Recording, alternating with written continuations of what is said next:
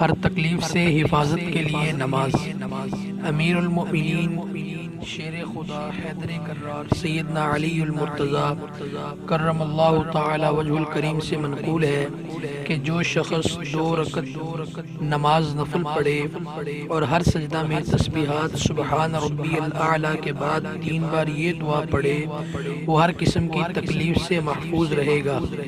فقیرک بفنائک وعبیدک بفنائک وسائلک بفنائک، تیرا محتاج تیرے در پر ہے اور تیرا بندہ تیرے در پر ہے اور تیرا بھکاری تیرے در پر ہے۔ بحوالہ آسان عملیات و تعویذ۔ ہر مرض سے شفا کا غیبی عمل۔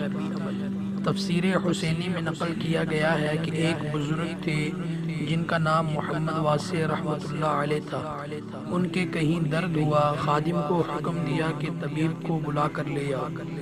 طبیب نصرانی تھا، خادم اس کو بلانے جا رہا تھا۔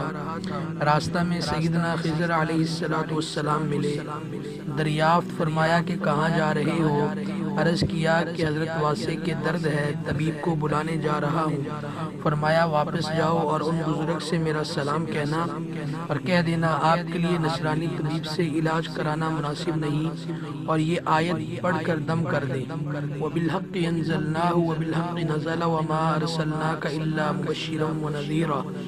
میں ایسے مواقع کے لیے یعنی درد وغیرہ کے لیے یہی آیت اور کبھی حدیث شریف کی کوئی دعا لکھ کر دے دیتا ہوں۔ کتاب بحوالہ محفوظات حکیم الامت، بحوالہ محاسن اسلام، شمارہ نمبر 204، صفحہ نمبر 36۔